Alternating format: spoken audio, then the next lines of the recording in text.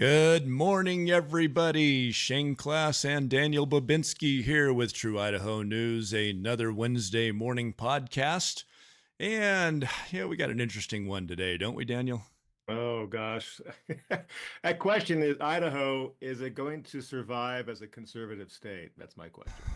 You know, if you asked that question 5 or 6 years ago, I would have said there is no way in the world. We don't have anything to worry about. Idaho is conservative. We're fine. We got a few wackadoos out there. But after yesterday, I don't know, man.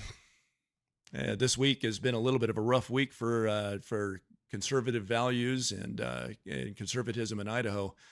Um, Starting with it started off with U.S. Bank. We'll be talking about them here in a little bit. Mhm. But yesterday, Idaho's shining. I'm sure this will make national news. Idaho's shining Boise City Council voted to make the gay pride flag an official flag of Boise. So, Boise, you're officially gay. I live in Boise, and I'm very ashamed of my mayor and embarrassed to call myself a Boisean at this point. It is sad that we have elected somebody who is so blatantly against what our legislature was trying to do in this state, blatantly waving her middle finger at the legislature, which are representatives to represent the people's views. She's not just waving her finger at the legislature, she's waving her finger at the entire rest of the state. That is the problem. She's just gone off on this leftist rant, Marxist rant, if you ask me, because it's kind of funny how when you watch her interviews prior to her getting elected, one of the softball questions, it was a total setup. You've been accused of being a Marxist or a socialist. Any truth to that? And she goes, it's a nonpartisan position. And she gave some blank answer. She never answered the question. Oh. So here we have a socialist slash Marxist in the seat of the mayor's office. Yes, and well, I mean, that's we've kind of beat the subject into the ground. I'm upset that we even have to cover this again today, but it is Yeah. Idaho news, and it is the top headlines, and we've kind of beat this into the ground the last couple of shows we've done. But it just highlights a lot of things. A lot of things surrounding this issue get highlighted. First of all, this is what happens when conservatives fail to show up, Mm. and you know, I did show up. I don't live in Boise. I live in Twin Falls. But this is an Idaho issue. This was our Idaho's legislature said that we don't want anything except for official government flags flying over government buildings in Idaho, which I agree with. I have some issues with the bill, which I'll kind of expand on here in a moment. But I agree with the bill in its heart that we shouldn't have um, anytime that you single out one group and you make something you carve out special regulations for that group, or you carve out special privileges for that group. And I think flying that group's flag happens to be a privilege. When you carve out special privileges for one group, that means you alienate another. And Hmm. the LGBTQ community represents about, I think, 2.5% of Boise. So what we've done now is we've carved out special privileges, we've special recognition of 2.5% of Boise, and told the other 97.5% that you're not special. These guys are. And that's the problem I have with that. I'd have a problem flying any flag other than an official government flag or military flag, veterans flag. They represent America in the deepest way. They fought for our country. They laid their lives down for our country and said, I am willing to die, I'm willing to bleed, I'm willing to do what it takes to support the freedoms and a government that represents all of us. And here we are. I think we're flying this flag in the face of them as well, because that flag doesn't represent all of us. It represents a particular group of people. And they're just the loudest group. And that was representative yesterday, too. I did take some pictures while I was there. If you got anything that you want to expound on that Well, while I bring while you're those pulling up. those But up, in my defense, I had a dinner last night that was planned way in advance, and I couldn't cancel it. And it was an important dinner, so I could not be at the gathering down mm, at the mayor's office. But what you're saying is absolutely spot on, right? We don't have enough people in the city who really care. And I've got some thoughts on this, but I really do want you to give us your take on, because you were there last night. But I think this is not exactly what we should be focusing on. I'm with you that, you know what? I think it was Wayne Hoffman who did a Substack here this past week I read, where he's actually talking about the POW MIA flag that flies, right? So here you have a flag that was uh, brought up, and we should fly this flag. And yes, you know what? I mean, I served 6 years in the military. I put my signature on the line and said, "Yep, I'm willing to die for this country." And I really do honor the men who did die and who didn't come back and maybe weren't even ever found, and they are POWs or MIAs. The question is, do we need to fly that flag on our nation's flagpoles or our state flagpoles or our city's flagpoles? Is that a required flag? And I thought Hoffman actually had a very good point. I don't think we should have any flag other than the actual flag of the state and the country and the city. That's just my opinion. Well, I mean, that would in itself, it sends a message, and that message is this is what our community stands for. So by excluding everybody except for the LGBTQ community by flying their flag, the city is in a very real way saying we stand for the gay pride community. Well, what does that say for the Christians that disagree with that? What does that say for me, the white heterosexual male? What does it say for those who just don't want to partake in that at all? It says this is what Boise stands for, and is that what Boiseans wanted to stand for? Which is why it's important that people show up. And Daniel, to your defense, I know about your meeting last night, and everybody has important meetings that they have to be to, and you have to prioritize your life. And in your case, I will second that that's exactly where you needed to be. But there were some people that were sitting down, and it was time to watch their favorite series on Netflix, and that took priority. Mm-hmm. And that's the problem. And so here, let me just pop up a couple of these. So here's some pictures that I took, and this is the group that was there. And right about, I don't know if you can see my mouse, but right about here is where you can carve out. Now there's some that were peppered through there, but if you were to look at the two different groups, the LGBTQ group and the we're going to call them the conservatives that agree with you and I that it shouldn't be flying, that you can cut that off right about here. Okay. And so from here all the way down are the LGBTQ group, and here are the conservatives that were opposing it. And that really kind of highlights the issue. If you're not going to show up, then who's going to run your government? And by the way, it's not your government that runs the government. It's not your elected officials that run the government. It's you. It's you, we the people, that are supposed to run the government. Oh, this guy. Some of you may recognize this guy, Charlie Kirk, when he came to Idaho. This guy got up there and he asked Charlie Kirk for a fist fight. That's mature. Classy guy. Yeah, that's what he wanted to do. He wanted to fist fight him. He said that God, now get this, Daniel. He said that God, I want to see your reaction, sent him there to fight Charlie Kirk. Yeah. I don't know what God he's worshiping, but it wasn't the God that I worship. So that's who it brings out all the wackadoos, doesn't it? Boise welcomes all Idahoans. Thank you, Mayor McLean, and Holland and Hart. I thought it was interesting that they mentioned Holland and Hart. Oh, yeah. we can talk a lot about Holland and Hart. Well, in brief, for those who don't know, there is a legal defense fund in the state legislature.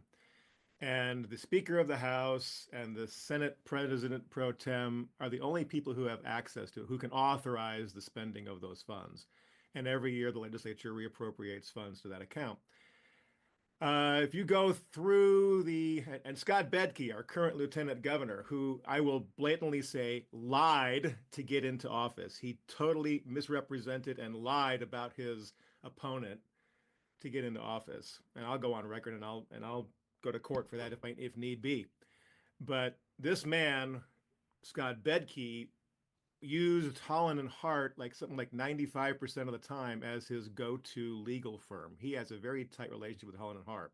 Holland and Hart is also the legal firm that represented St. Luke's against Ammon Bundy when they confiscated that child. And we now know it's still, they're trying to keep it hush hush, but there's so much news coming out about how Child Protective Services gets money. That's how they get their funding, is by confiscating children. Yes, they do. And so every entity exists to preserve itself and government. So how do you keep getting funds is you have to start confiscating kids. And then those kids get into the system and sometimes they don't ever come back. That's right. And And, so and I they'll thought, and they'll use hospitals, and I'll just so that we don't end up in the same world that Ammon Bundy and some of them ended up in. We won't mention the particular hospital that's very prevalent in the state of Idaho and across the nation, but they use those hospitals as their arm, if you will, to confiscate. Some would say kidnap those children. yeah. Well, I look at, I mean, you take a look at the political side and you can connect some dots on a hypothetical. Okay. So just possibilities here. Ammon Bundy did a lot of advertising exposing the absolute BS that Brad Little pulled on this state and that the legacy media never reported on. And I thought Ammon Bundy's advertisements when he was running for governor were top notch. He Oh, really did a they were great spot job on. pointing out all the BS. So here's Bedke, who's kind of in charge of Holland and Hart, and I would say in bed with them to some degree. And he's now, who's representing the hospital? It's Holland and Hart. Yes. I mean, you can start connecting some dots here. All it takes is a little wink and a phone. You don't even have to say anything. It's like, it was sure would be a shame if Ammon Bundy got targeted and lost his house and his money and his income. And I was wink, wink. And suddenly the hospital gets all this legal defense and Ammon Bundy loses his house and everything else. So, and let me tell you something, just for the viewer out here, just how nasty Holland and Hart can be, and how they play their game. These guys have so much money, and the hospitals have so much money, and there's so much money that's funded into them that here's how they treat you if you end up on the wrong side of this, by the way, going up against Holland and Hart and hospitals and big money. Imagine trying to defend yourself when daily you have a ream of paper show up on your doorstep. And by the way, I witnessed this personally. Reams of paper showing up in the legal. Now, you have to pay an attorney to go through 500 pages in a ream of paper. And these reams of paper were showing up daily. And can you imagine how many hours you would have to pay somebody? And I just had to go through, use an attorney, and it cost me about $320 an hour. And that wasn't for Holland and Hart. I don't know what they charge, but I guarantee you it's more than I was paying out.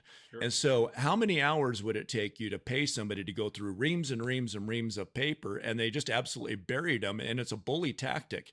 It's a tactic that says, we're just going to run you out of money.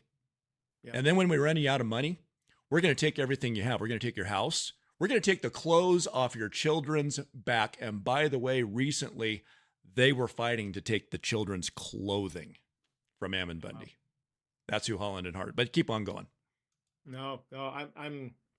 There's 5 different avenues I could go with this, because I'm so disgusted at how our entire legal system has been corrupted.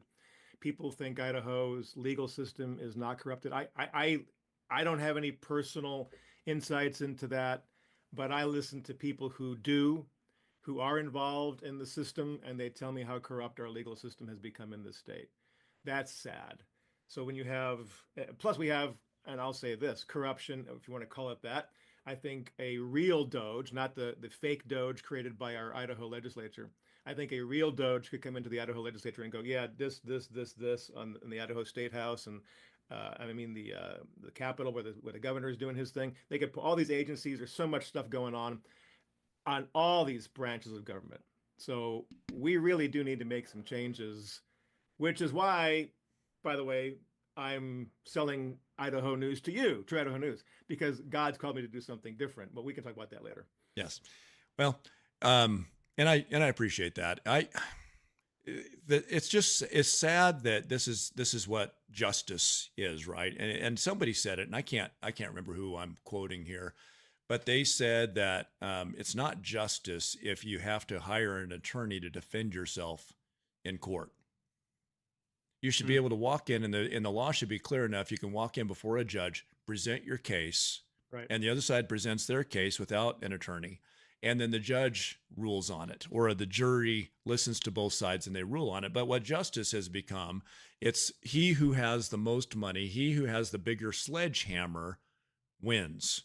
And unfortunately, the government is typically the one that has the bigger sledgehammer because they have an unlimited resource. They have your tax dollars, your pocketbook, and they'll just take as much of it as they need to continue using that, wielding that sledgehammer, and they squash the little guy. And the little guy being the guy who's supposed to be in charge, by the way, you and I. Yeah. And that's what justice has become. And so I just thought this was, when I saw this, to get back around to what started this rabbit trail, I thought this was a perfect picture of what's going on. So now the LGBTQ community, through Mayor McLean, gets to use the biggest sledgehammer in the state of Idaho, which is Holland and Hart, which is the governor's pet attorney firm. So you have to realize that the legal fund that our mayor has access to is our tax dollars as well. That's right. So it's still our tax dollars that's paying all of these lawyers working for the mayor, who's going through with a fine tooth comb, at, you say, 350 plus an hour, no doubt. And they're going through and they're trying to find loopholes in the law as to why she can do what she can do. This is our funds being used against us. That's right. And really what this boils, I'm going to get ahead of myself, but it boils down to the short-sightedness of the legislature. And I hate to say this, but the short-sightedness of the legislature who passed this bill, because we hire them, we elect them to think these things through. We have attorneys that are supposed to be there, that are supposed to review these bills and see what the loopholes are. So I have to think that at some point an attorney advised them and said, if you pass this, you're leaving yourself wide open to have egg on your face. And somebody said, well, we're just going to do it anyway. You have to think that it happened. Otherwise, you'd like to think that. You'd like to think that. Otherwise, fire the attorney that you're using, because the attorney should have told you that this was going to happen. And this is where we end up. So, I mean, someone once asked, Chuck Winder is our now ousted Senate President pro tem, had been in the legislature for a long time. Someone once asked Winder, how do you know if the laws you're passing are constitutional? His response was, if we pass it, it's constitutional. That was his response. Wow. That's the mindset they have. Well, that just boils right down to ego. That's pride. Yeah. And this is pride, by the way. This is pride. And they flaunt. This is where pride gets you. Pride gets you in trouble. The Bible speaks about this. Pride is like the chief sin, because that's when you start talking about pride and when your ego gets in the way, then we end up with what we had happen yesterday on both sides of the issue. We have the LGBTQ pride. They need to be proud. Well, how about humility? Where's humility? Where's our push for a little bit of humility in our legislature? Where's the push for our humility at the city level? Where's the push for humility, just as a general idea all the way across the board? Humility is saying that I'm fallible, but nobody wants to believe that. If I say it, it's constitutional. Isn't that sad?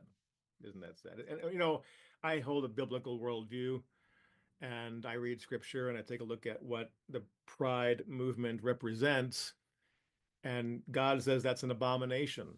Right? Yes. That a man shall not lie with a man as he lies with a woman, and shall not wear opposite sex clothes. I mean, this is all in the Bible. And if you're following the word of God, you would recognize that and say, okay, this is what the Lord, creator of all things, has said.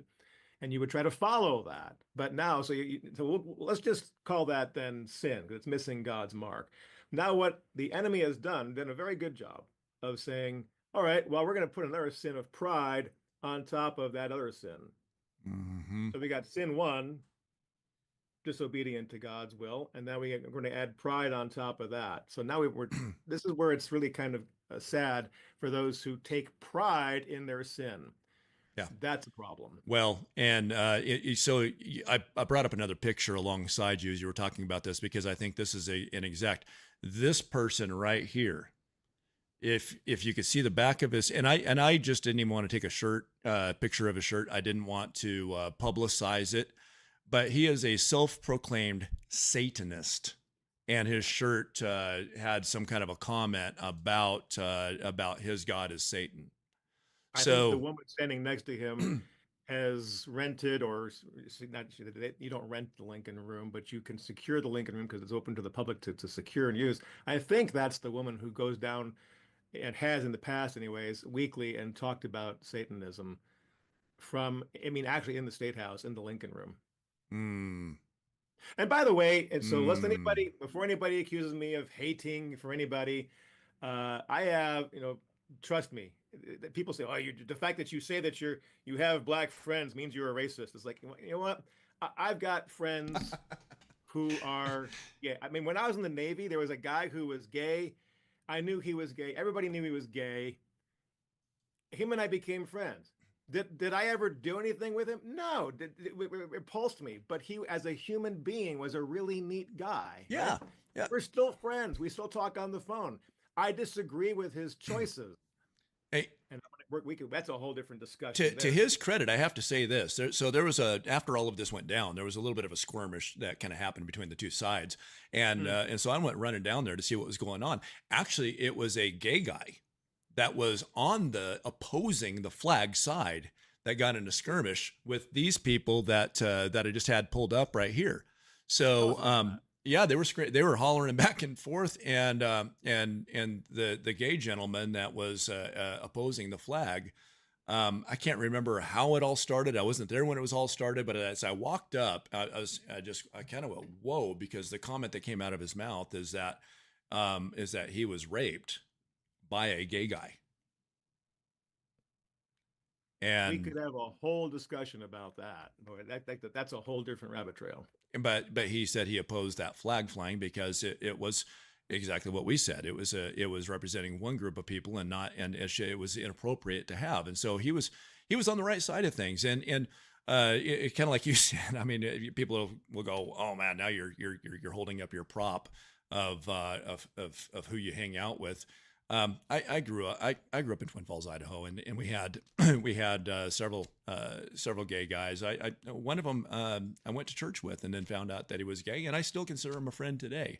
It doesn't mean Mhm. that I agree with his lifestyle. It doesn't mean, but I got people who are straight that I don't agree with their lifestyle. They go out and they get completely sloppy drunk on the weekends. Okay, it doesn't Yep. mean that I'm going to go out and get sloppy drunk with them because I'm friends with them, but I still care about these people. I grew up with them. I knew them. I've known them my whole life, and they're Mhm. very good people. I Mhm. just disagree with their lifestyle. I disagree with what they do. I'm sure a lot of people disagree with the things that I do in my lifestyle. You know, I Well, it's like, do you agree with your wife 100% of the time? No. Okay, well, guess what? That doesn't mean I hate her because I disagree with her on some things, right? exactly. And so we're going to have disagreement. And this is the problem with the world today. By the way, the world today thinks that if you have a specific worldview, that means you're completely and totally in opposition to the other people and everything else that they think.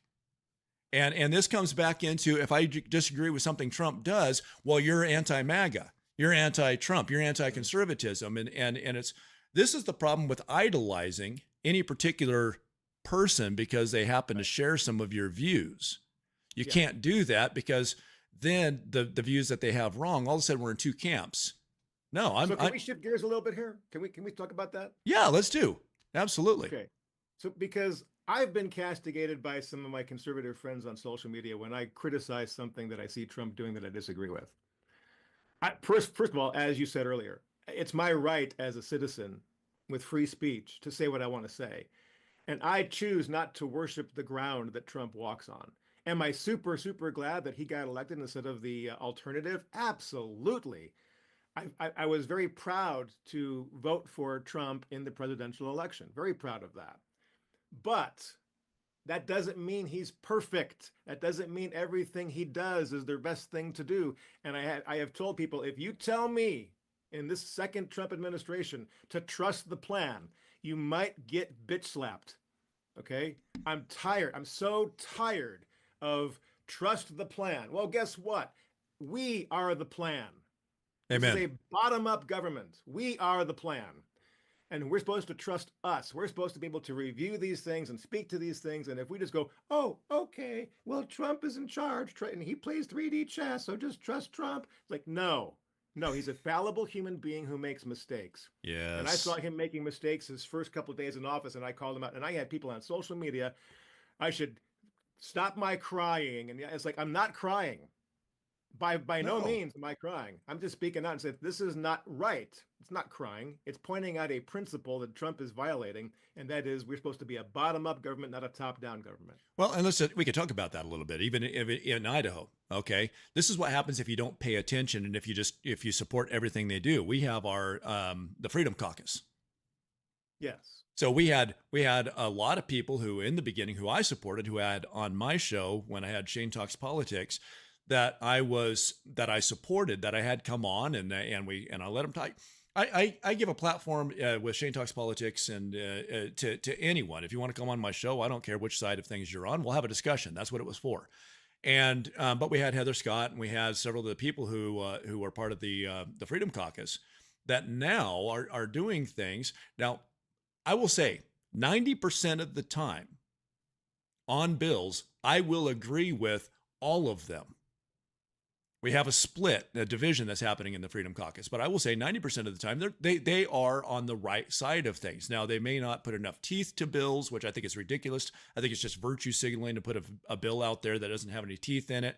It's there for no other purpose than to use in the primaries, which are going to be coming around next year. They want to be able to tout and say, I was conservative. Look at what I did. Well, okay, I'm just going to call her out right now. Heather Scott, look what you did. Here we are. We have a bill with no teeth in it, a virtue signaling bill.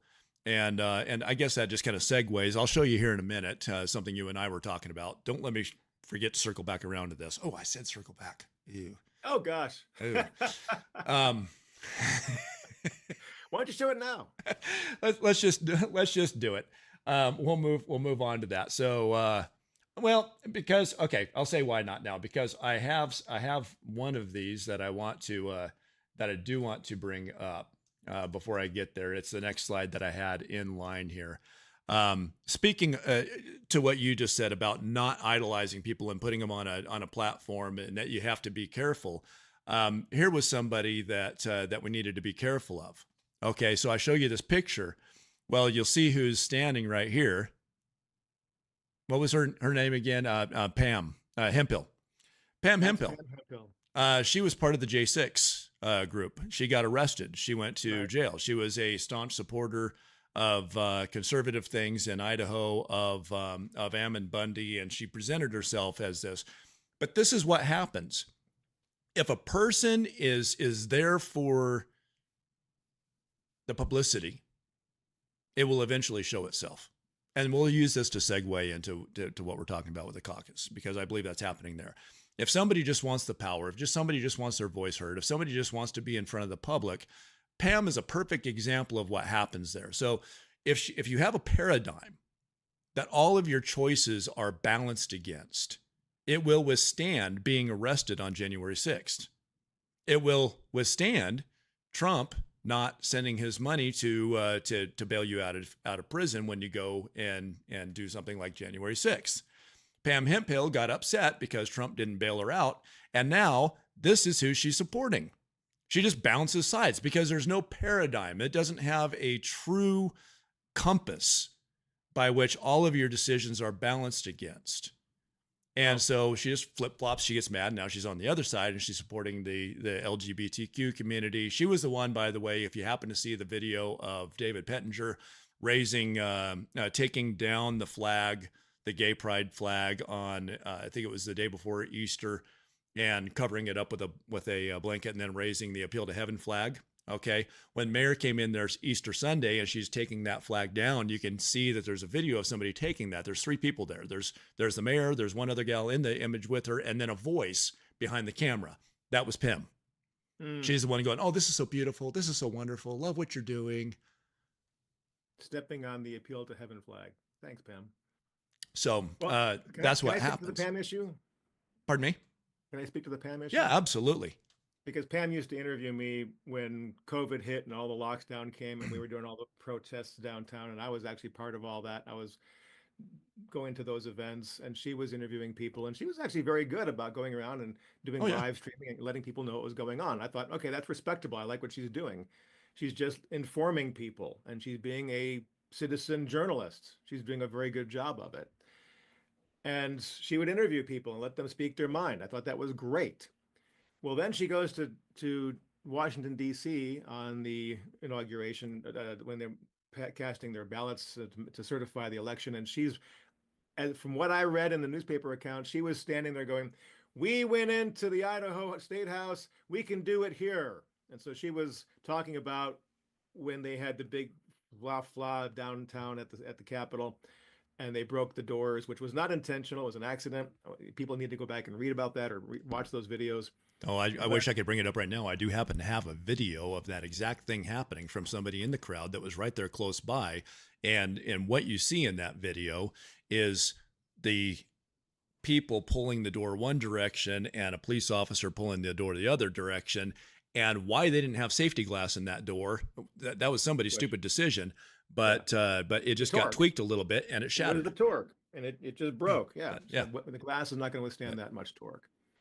So anyways, she was standing on the Capitol steps and she's going, "We did this in Idaho. We can do it here." So she's advocating for people to go into the Capitol. Mm-hmm. Not exactly a smart move, but that's what she did. Not exactly smart at all. She gets arrested for it. Then all of a sudden she becomes anti-Trump and anti-conservative. In my opinion, knowing what I know about Pam and knowing what I know about the FBI, having people who are in the organization and what I'm hearing, my understanding, my guess would be that she was heavily browbeated, indoctrinated, maybe even go so far as to say brainwashed, using fear as a tactic. When you take a look at, it's befuddling to me, Shane, how we have people who are paid with our tax dollars to work for the Federal Bureau of Investigation who are coming against conservatives and calling conservatives terrorists. Mm-hmm. When they're trying to stand up for principles, but they're using this psyop to call them terrorists. So here you have some of these people who probably have Pam Hemphill in a white room, in a room with a nice big white hot spotlight, and she's being drilled, and who knows how much brainwashing happened. But she comes out of that situation believing that all conservatives are evil. First of all, if she was really principled, she would have been standing on those principles the whole time. But yeah, I think Pam has been brainwashed, in my opinion. Well, she made the decision to go there, which, hey, listen, I applaud you. I'll be frank. If I could have gone and been there on January 6th, I would have been at risk of being in the same mess. Not because I wanted to go storm the castle, but because they opened the doors and let people walk in. They opened the doors. This is what everybody misses all the time. The policemen were opening the doors and waving people in. Yeah, they opened the doors. So I very easily could have got caught up walking inside with them. I mean, it would have been interesting to walk in. I mean, I've never been inside there, first of all. So if I was there and there was an opportunity to walk in and the police opened the doors and said, "Come on in," I could have very easily walked in and could have very easily been in prison with the rest of them and locked up. So I don't think walking in and moving a couple things around was deserving of the treatment that they got.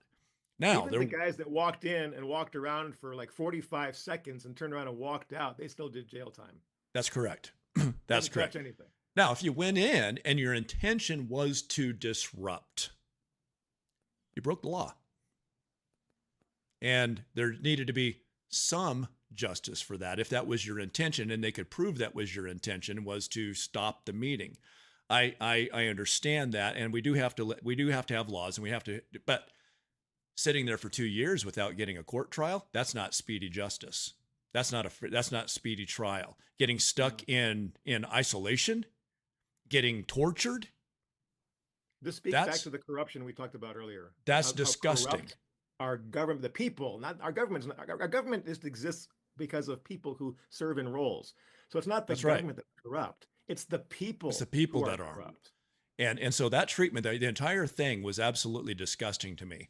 But when they open up the doors and they let you walk in, and you walk in and you move a couple things around, and your intention was, hey, I just came here to peacefully protest. I came here to have my voice heard. I came here to support Trump. I think there were probably a dozen different reasons why people showed up on that day, including Pam. And I don't know what her intention was when she got there. I disagree with her treatment, although she was one of those that, again, this shows your conviction. Conviction is Shadrach, Meshach, and Abednego in the Bible going in and get into the fiery furnace and not calling on somebody else to save them. They prayed to God. Mm-hmm. That's conviction. Mm-hmm. Pam gets arrested and immediately says, I'll take a deal, and rolls over, and then accuses people of things that they didn't do, and then turns around and says, I don't like Trump. I don't like conservatism. I'm going to come support the opposite side. That's not conviction. It's not hard. Pardon me. It's not hard for someone in the FBI to pick up the phone and call Pam even today and say, hey, Pam, we only gave you a 6-month sentence. If you're not stirring up enough stuff against conservatives, we might come back and revisit what happened to you. And now she's afraid and goes and stirs up more. And it's not hard to imagine that happens at all. And that was a pretty, the people with conviction sat there for 2 years. Yeah. That's conviction. That's tough. I like to think that I've got that kind of, that I've got that kind of stomach. But you're sitting there, you're in isolation, and I mean, Ammon Bundy went through that. He sat there. He was treated terribly after what happened at Bundy Ranch. Yeah. And what's happening to him right now is conviction. That's conviction. You read what happens in Scripture, right? When Paul and Silas get arrested and they're chained up in prison, they start singing praise songs. Mm-hmm. I've always said to myself, if I ever get arrested and I'm thrown in jail, I will probably just sing praise songs. Yeah. Because what happened? An angel came in. And they got out. and let me clarify. We've talked a lot about Ammon. As a human being, I love Ammon to death. I've met Ammon. I've spent time with him. I've visited with him. He has a lot of conviction. Is he perfect? No. Is he fallible? Absolutely, just like the rest of us. Do I agree with how he handles everything? No. Do I agree? Do I think that he probably should have gone ahead and fought this through the courts? Yes. Because he would have had a different leg to stand on now. But I also understand why he didn't, because again, you're hammered with reams and reams of paper every day. The court system is obviously corrupt. You have corrupt judges that are presiding over some of these things that are in the governor's left pocket. And so the cards and through the legal system were completely and totally stacked up against him. And he said, why should I send myself and my family through all of that? Well, what's happening right now is why. Because they're going to keep coming for him, and because he didn't follow through the system, then it gives him a little less of a leg to stand on. And so, I personally think that he made some mistakes, and there's some things that he could have done better. But I've made so many stinking mistakes. I look back on some of my own videos that I've done during Shane Talks Politics, and I go, oh my goodness, what did you do there, Shane? Why did you do that? I mean, the rear view mirror in 2020 hindsight is a pretty crystal clear mirror, isn't it? So it's easy to look back, but. Well, I think the government, I happen to agree with you, by the way, on your view on Ammon. I've spent time with him. I've talked with him. I wrote about him, interviewed him when I had my TV show. He's not perfect. No. Sometimes he makes really bad decisions. Yeah. But here's my concern is that he was very effective. Yes. In pointing out the foibles of what's happening in Idaho's government. And in that respect, I say thank God for Ammon, because we need men that do that. Yes. And what the system, the deep state of Idaho did was go after him. Yes. And to try to make an example out of him, to say, don't come after us or this will happen to you. And that's what's happening.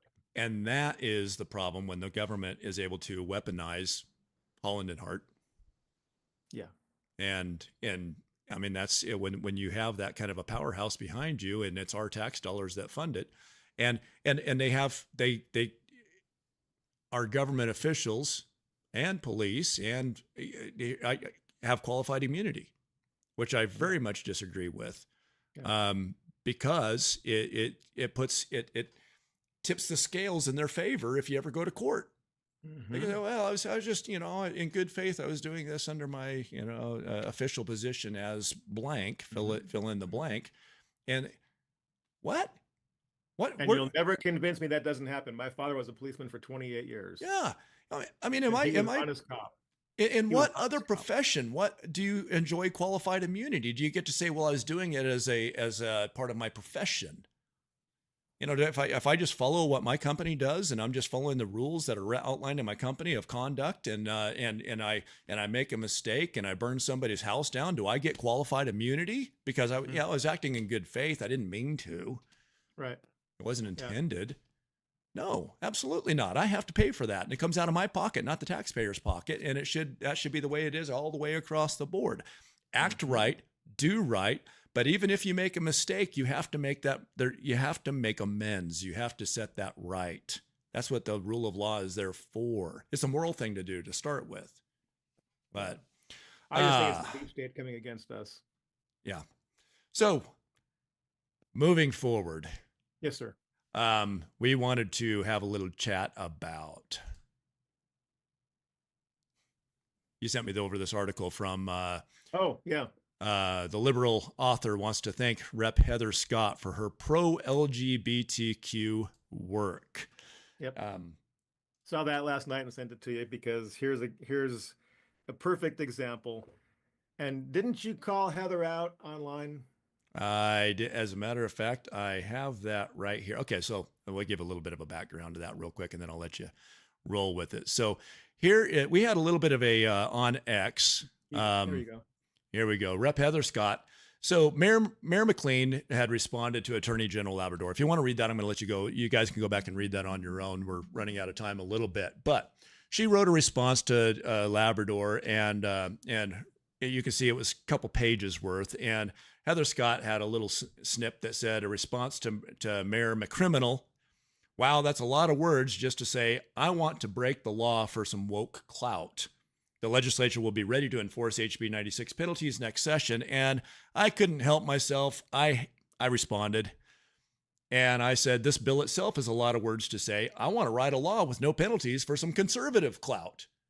Mayor McLean's disobedience to the law is just a symptom of a deeper problem here. The real problem is this empty bill to begin with. Why is our legislature authoring and passing bills with zero teeth in them? I guess it's nothing short of virtue signaling for the sake of a few brownie points going into the primaries. It's a layup. And I said, the problem is it's all smoke and mirrors, and you just got caught with your pants down. Even worse, you just made Mayor McLean a great big hero to the left as she gets to wag her middle finger in the air at the Idaho legislature. And your article that you sent me in lockstep with what I said. Yeah, it's the left saying thank you, Heather Scott, for not putting teeth in the bill, which leads to me back to some of the issues that we face with the fake conservative legislature in Idaho. We titled this "We Can Idaho Get Its Head Screwed on Straight?" So the idea is we have people who come to the state. They think that Idaho is a red state. Oh great, and they don't pay attention to who's running. They look for the R, and then maybe they never do any research, and they sit in the voting booth and they go, "Oh, we got 5 different people in the primary running," and they look at the name that sounds like somebody they went to school with, and they go, "Okay, we'll vote for that person because they're all Republicans, and so they're all going to have these conservative values." Except they don't, because our conservative values happen to be aligned with Judeo-Christian values, right? And Correct. you have a lot of people on the left who say, "Hey, I want to get elected. I know I can't get elected in this district as a Democrat. I'll run as a Republican, and maybe I'll get elected." And that's what's happened. We got a lot of people. Maybe they do have some conservative value. Maybe so. I think I've heard it said if you're pro-life and you're pro-Second Amendment, then you're considered a conservative in this state. And Yeah. to a lot of people, those are the issues they look at. Are they pro First Amendment? Are they pro life? Are they pro Second Amendment? Great. That's a conservative. Let's vote for him. Except then that person gets into office and they start voting for every dollar of tax money to go for new That's government right. programs, and they grow our government. That's right. Our current state in Idaho, our current financial state, we're like what, 50 some odd percent? 80, I forget that it's astronomical how much our budget, our state budget spending has gone up in the past 4 to 6 years. Well, It's amazing. And we're IACI spending money is behind like a lot of that. And our governor is behind a lot of that. And Well, our speaker is behind a lot of that. And our Senate pro tem is a lot behind a lot of that. I forgot to These mention it in the legislators, last show when we were talking about IACI, but our governor chaired and sat on the chair of IACI and was a part of IACI for some 20 years. So who do you think's yes. pulling the strings behind the scenes with our governor? Pay no attention to the IACI behind the curtain. My point being, yes, you have a bunch of corruption and stuff going on behind the scenes. People need to start paying attention to who are the real conservatives, because the real elections in Idaho happen in the primaries. So the crazy thing with this article that you sent me is it's titled "Thank You, Rep. Heather Scott, for advancing LGBTQ plus visibility," and she goes on to say, "I never thought I'd say this, but today I owe a huge debt of gratitude to Idaho State Representative Heather Scott, who penned the bill, by the way, that's in question here. In a time when LGBTQ plus rights are under constant attack, Heather has done the impossible. She has unintentionally advanced our cause in a way that would make Harvey Milk blush. Let me explain. Heather, bless her heart, introduced a bill to ban the flying of the pride flag on government property. Classic Heather. This is the same woman who once referred to women's marches as liberal hysteria and thinks drag queens are more dangerous than lead pipes. So we expect the usual symbolic swipe at equality. But here's the twist.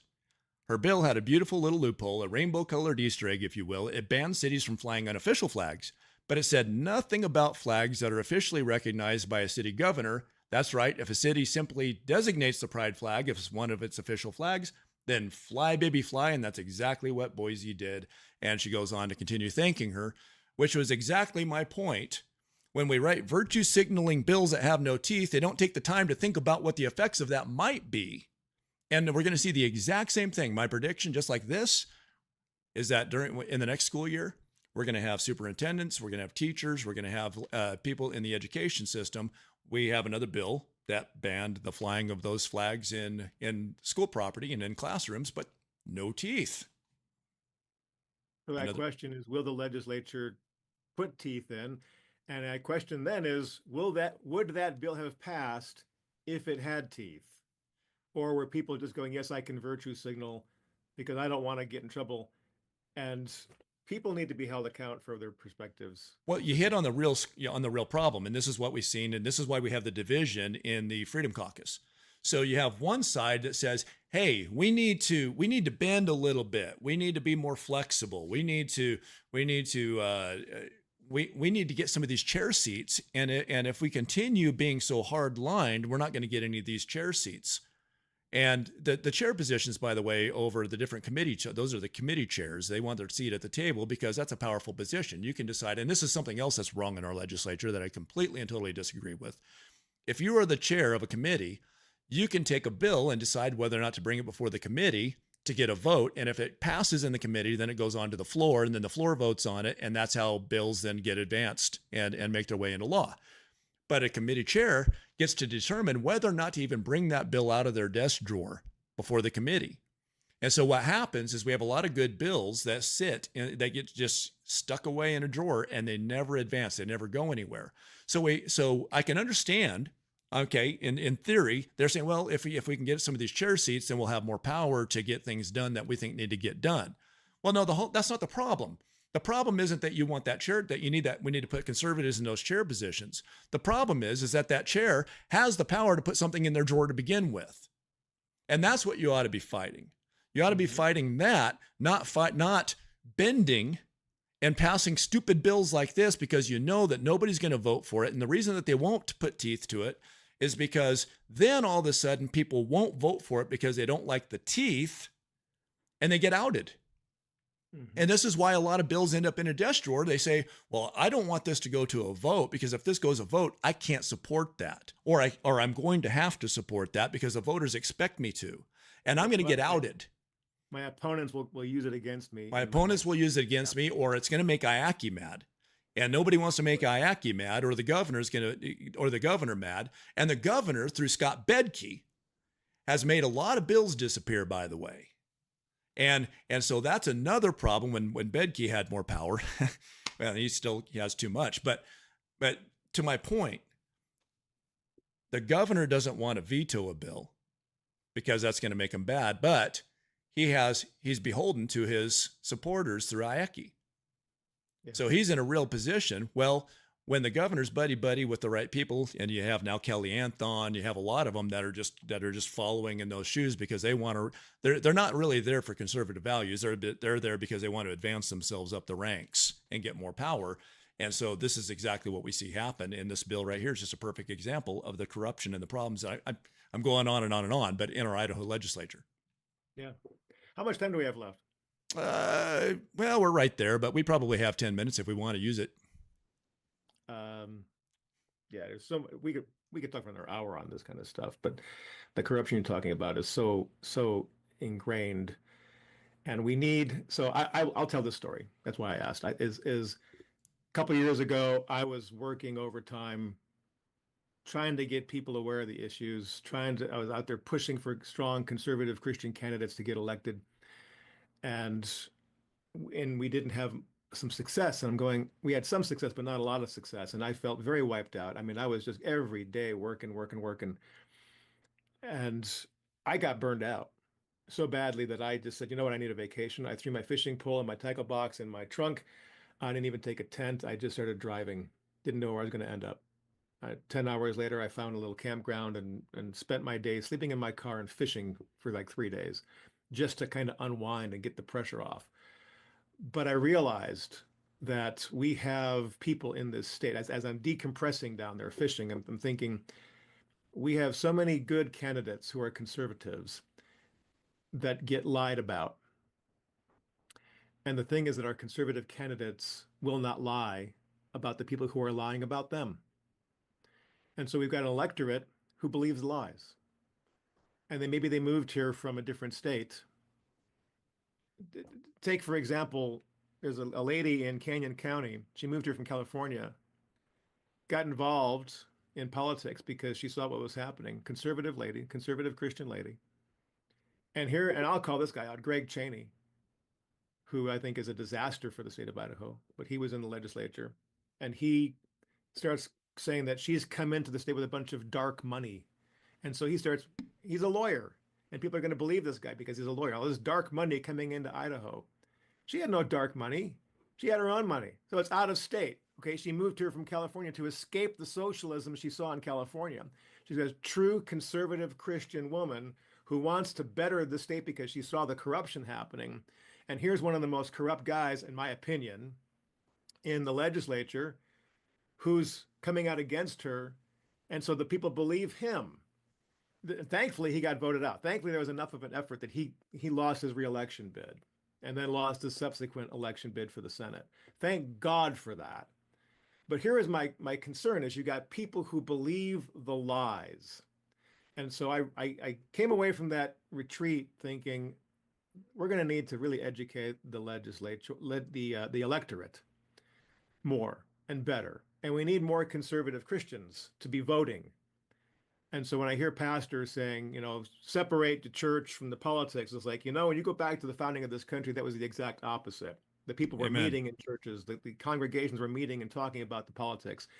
That's where it happened. Satan has done when I say Satan, I'm painting with a broad brush. Forces of evil have done a very good job of saying we should not talk about politics and we should not talk about religion. Those are the two things we should be talking about. So my take is to make more Christian voters. Yes. So we were talking about this just a little bit before the show started today, and your retreat and that feeling of defeat that can just weigh so heavy on your heart when you work so hard. And Daniel, you've been one of them. It's why I got started this podcast when I started Shane Talks Politics and so many other people that around the state that COVID really just activated the conservatives with a voice. And it wasn't COVID itself. It was that was so destructive. It was our government's response to COVID that was so destructive, and how the globalists took and big money took advantage of an opportunity. They say never waste a good disaster, right? And so they took advantage of a good disaster to advance their policies and advance their power and to drive small businesses under so that only the big businesses survived because they were the only ones that were what was the word that they kept using over and over? They were essential. They were essential enough to stay in business. And so when that happened, and a lot of us saw that injustice, we activated and jumped in. And then we saw the bad people get elected again. And it's easy to feel defeated and then stop working in government. But what we saw happen yesterday, but when you see 75% of the people, 80% of the people that show up are on the wrong side, and the Christians don't show up, and the people that are that they'll sit in the circles and they'll say, "Oh, it's so wrong what's going on. We disagree with what's going on." But when you can't walk away from Netflix and YouTube long enough to show up to protest, what that does is it shows the media. The media takes a picture of that, and they show all of these people out there that are fighting for a bill like this to pass.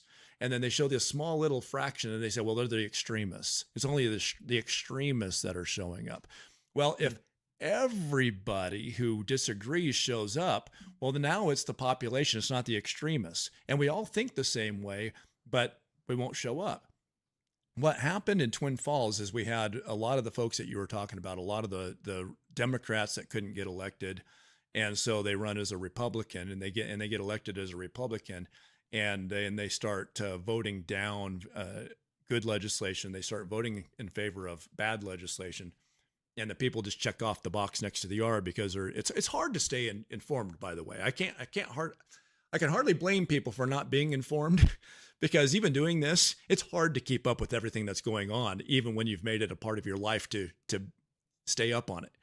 But they just check off the box with the R next to it, and then these people get elected.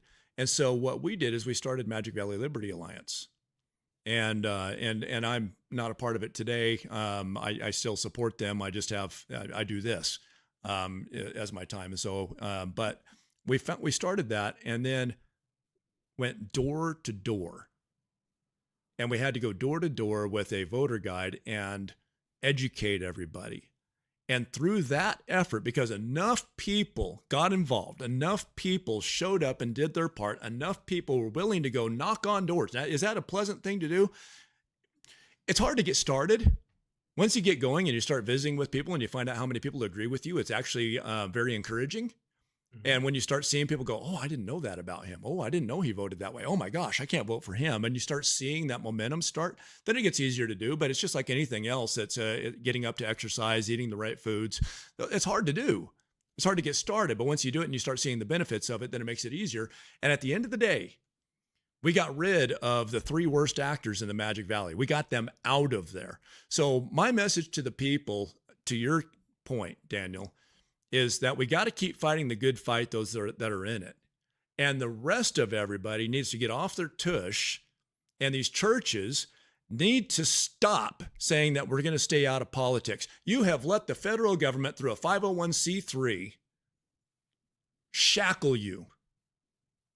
And if you don't know what that is, that's the nonprofit. If you register as a 501c3, you're a nonprofit. But if you get politically active, they can pull your 501c3 status. Well, when did Jesus say to preach the truth until the government takes away your tax-free status? I don't think I ever heard that.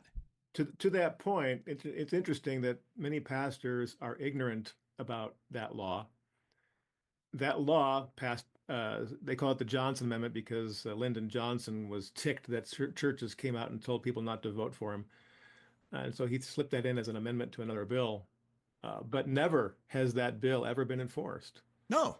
And it's only enforced if a church actually endorses somebody. That's if there's an official endorsement. You can actually talk politics from the pulpit all you want. And you should. Yes. But pastors are ignorant about that.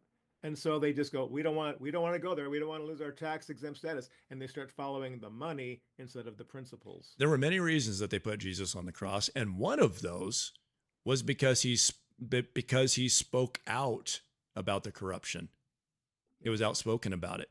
And so there's this idea that we're not supposed to speak to politics and we're not supposed to speak out. Yes, we are. We're supposed to be very involved in it. God gave us this country. And you're just going to hand it over? You need to get involved. You need to show up because what's happening in Boise is we're handing it over. Yeah. And Boise is a population center. And what happens in Boise, the rest of the state will start following. And we're going to go down the path of California. We're going to go down the path of Oregon. We're going to go down the path of Washington, because you have Seattle, you have Portland, Oregon, and you have LA. And then the dominoes follow. You have to get control of Boise. And you have the power, you have the people, you have enough conservatives. They far outweigh the left. And but the left shows up. Realize. Say that again. But the left shows up, and that's how they win. They show up. Yeah. All that it takes for tyranny to abound. It's a war. It's a war. It really is a war. And people don't realize it. Nope. And they know, the left knows, that they keep chipping away. If they just keep putting the pressure on, they will eventually gain a foothold. They did in Colorado. Mm-hmm. They can do it here. It just takes time. They've got a goal. It's a long-term goal. If we don't realize that's their goal and do something about it, they will eventually gain that foothold. Yep. And if you show up, imagine that picture if we had, I don't know, 200 conservatives show. Here's a sad thing: more people show up in Twin Falls, Idaho, to things like that than Boise, Idaho. Yeah. Population of 50,000 down here. What is it over there? 180. I don't know what it is now. It's now 230, I think. 230,000 people, but more people will show up in Twin Falls to voice their opinion to the city council than they will in Boise. Yeah. And you got to start getting involved. As we wrap up the show, I realize we're probably pushing the clock. We are. I did want to make an announcement. So for those that don't know, I've been a pastor before. I've been an adult Sunday school teacher for years.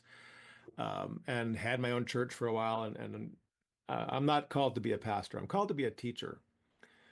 And after I had stopped doing all things there for about, I don't know, 6-8 months. I wasn't doing anything. I was kind of burned out on it. And the Lord was nudging me to say, I told you to teach, go teach. And it was really nudging me hard to go teach. And I was at a Republican event at Old State Saloon in Eagle a couple of years ago, and about a year and a half ago. And I just happened to be having this conversation with the owner of the saloon. And I said, well, God's telling me that I need to go teach a Bible study. So if you know any place around town that I could teach a Bible study, let me know. It was an innocent question. I had no agenda, just kind of a networking kind of question. And he responded with, well, why don't you do it here? And like, at the saloon, really? And he says, yeah, why not? And so I thought about it and I prayed. I didn't get a big yes, but I didn't get a no. So I thought, well, God's called me to teach, so I'll start teaching. So I started a Bible study at Old State Saloon starting in February of last year. And it has really kind of developed into this really cool thing, because it's not a sermon. It's not church. We don't do worship songs. We don't pass the hat. All we do is discuss scripture.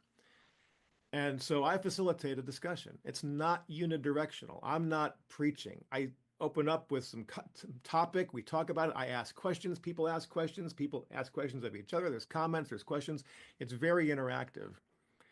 And at the beginning of this year, Mark at the saloon asked me, he says, you're going to keep teaching the Bible study. And I said, I'm going to keep teaching this study until you or God tells me to move or to stop. And neither one had said anything until just this past month. The Lord put it on my heart through several people and several words that we needed to move. And I was like, okay. So I went in search of a new place to hold the Bible study. It wasn't stop, it was just move. Like, okay. So I stopped into a place called Dalton Royal. It's a restaurant over at Ustick and Eagle Road. It's in Meridian. Because I wanted to keep it along Eagle Road, so that people from, Nampa Caldwell could come in, and people from East Boise could come in, and it wouldn't be too far, but a lot of folks in Eagle. It's a pretty central location in the valley, Eagle Road and Ustick. And it's a restaurant called the Dalton Roll. And they open at 11 o'clock on Sundays. And I walked in and I said, hey, I'd like to do a Bible study here that's from 10 to 11. Would you be open to opening your doors so we can have a Bible study before you officially open for business? And they were amenable to it. It was kind of cool. So starting this coming Sunday, May 11th, which happens to be Mother's Day, by the way, we're going to be holding our first Bible study at Dalton Royal from 10 o'clock to 11 o'clock.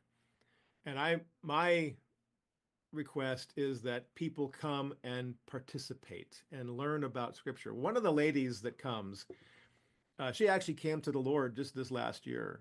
And she said, I went to church for years. She was telling me just this past week. She said, I went to church for years and never really got anything out of the sermon or the service or anything. She goes, when I come to your Bible study, every week I walk away knowing that God wants me to do something here and what he wants me to do and the direction I'm supposed to go. And that's the goal. That's my goal, is that people learn what God is leading and guiding in our lives. So I will just make an open invitation. If you'd like to come to a Bible study, uh, it's not a church service. We don't worship. We don't pass the hat. We just discuss Scripture. But it is also a Bible study. And if somebody comes to heckle or be antagonistic, it is legally a private event, and I can ask somebody to leave legally.